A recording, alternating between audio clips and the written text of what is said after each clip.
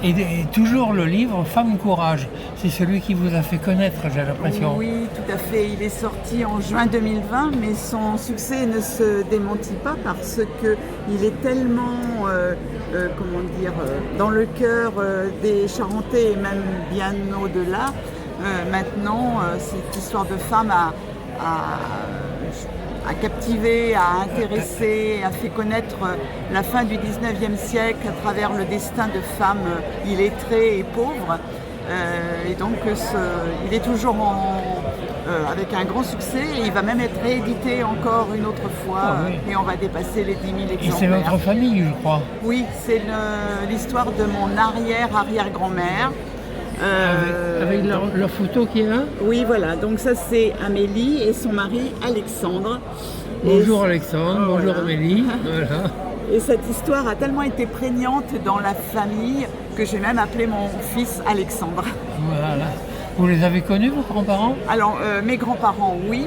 Donc, Amélie était la grand-mère de mon grand-père. D'accord. Voilà. Et il me parlait lors des repas de famille. Ce n'était pas un taiseux. Et il me parlait avec passion de cette grand-mère si courageuse qui a vécu la montée des bains de mer. En étant, elle, pauvre et illettrée, avec des gens qui arrivaient prendre les bains, les baignassous, comme on disait chez nous en Charente-Maritime, et qui, avaient des codes bien particuliers. Voilà. Même le maire du village de Fouras avait édité le guide du baigneur, avec la façon de se tremper dans l'eau, le temps, etc. Mais elles travaillaient à part s'occuper de baignassous? Alors, mais elles étaient pêcheuses à pied. Oui. C'était très dur parce que quand elles revenaient avec des c'était quoi? Des huîtres, des moules? Des huîtres, des crevettes, des moules, des palourdes, tous les coquillages, voilà. Et c'était surtout des huîtres parce qu'elles ont vécu pauvres et puis après leur situation, par leur courage, s'est améliorée. Elles ont eu des parcs à huîtres. Et donc c'était quand même les parcs étaient loin du domicile, il fallait ramasser les détroquetés, comme on disait en patois charentais. Comment on disait? Les détroquetés.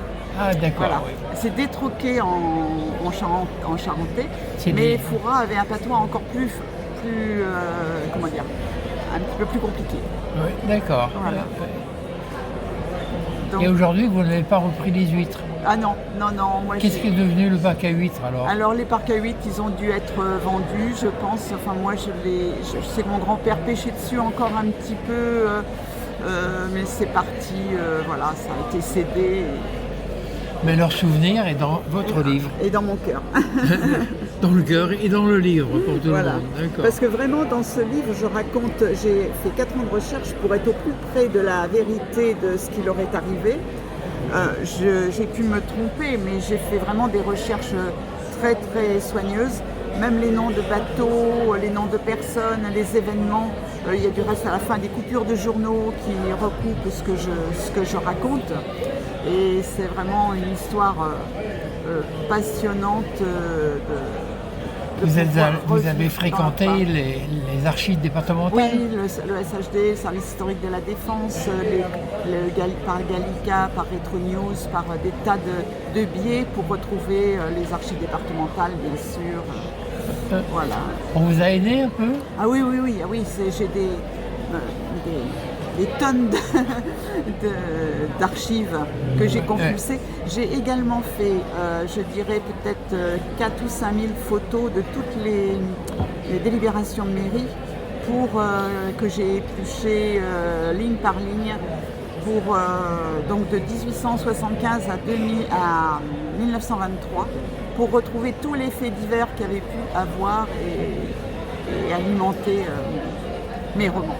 Voilà. Puisque derrière, il y a Les Enfants de l'Estran qui est la suite et qui raconte toute l'histoire de ma famille jusqu'en 1920.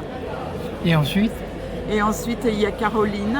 Oui. À la fin des Enfants de l'Estran, on rencontre Jeanne, ma grand-mère, qui a été pendant 18 ans chez moi et qui m'a raconté par le menu. Je l'ai ramenée en Suisse où elle est née et qui m'a raconté par le menu toute la vie de sa maman, Caroline.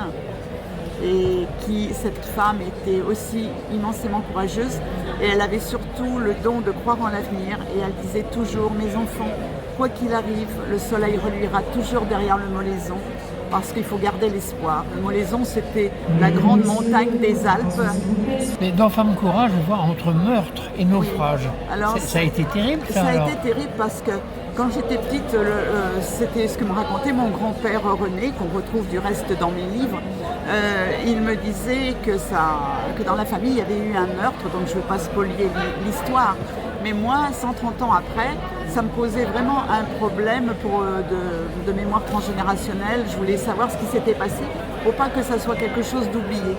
Et c'est pour ça que j'ai commencé toutes mes recherches. Ce n'était pas au début pour lire, pour écrire. Et je me suis dit, je connais tellement de choses, il faut que je le partage. Tout ce passé de Fourazin, il faut que je le partage avec des lecteurs, avec tout le monde, quoi, avec le plus grand nombre. Et en sachant que l'idée qui m'est venue, c'est que Fouras, c'est un petit port de pêche, c'était même le plus important port de pêche de la région de la Charente-Maritime à l'époque. Mais chaque petit port de pêche qui s'est transformé en station balnéaire, c'est tout le pourtour de notre richesse maritime française. Il y a des ports partout et peu sont restés des ports de pêche. Beaucoup maintenant sont des stations balnéaires et donc Fouras, c'est un petit peu l'image de tous ces ports français que nous avons. Donc l'histoire d'Amélie, Magdeleine, Maria et Anne, c'est l'histoire de beaucoup de femmes. Ça, alors. Magdeleine, c'est mon arrière-arrière-arrière-grand-mère. Oui. Elle avait 2 belles-filles, Maria, qui était mariée avec Joseph, que l'on retrouve dans le livre, bien sûr, et Amélie, qui était mariée avec Alexandre. Et Anne, c'est l'amie de la famille, Anne Pessiot. Là, c'est la famille Fillon, et là, c'est la famille Pessiot. Et les Pessiot, aujourd'hui, ont le petit train touristique du village de Fouras. Voilà, donc c'est des gens qui continuent, des familles qui continuent à exister. Et les générations ont continué encore. Voilà. La famille Pessiot est une très grande famille.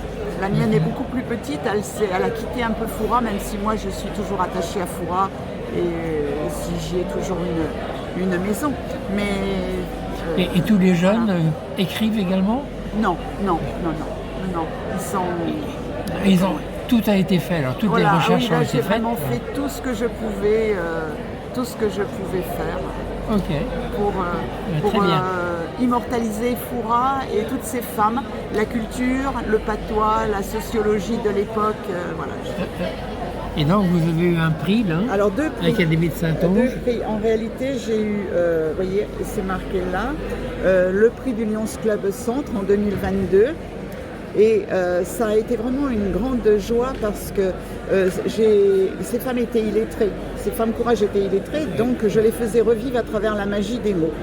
Et après, j'ai eu le prix d'Angibault de l'Académie de Saintonge, remis à Royan. Et l'Académie de Saintonge c'est assez prestigieux parce que fondé par une ancienne personne de l'Académie française. Et il y a eu Odette Commandant notamment qui a été présidente de l'Académie de Saintonge. Voilà. Très bien, merci beaucoup pour toutes ces femmes courage. Je vous remercie foncièrement pour elles, de les faire revivre. Et puis je vais saluer pour finir. Saluer les arrière-grands-parents qui sont là. Au revoir Amélie et Alexandre. Je vais sur leur sépulture, sur leur tombe et je lui dis parfois, Amélie, je n'ai pas raconté trop de bêtises, pardon si je l'ai fait. Merci beaucoup. Je vous remercie beaucoup. Et bon salon à vous. Alors. Merci beaucoup.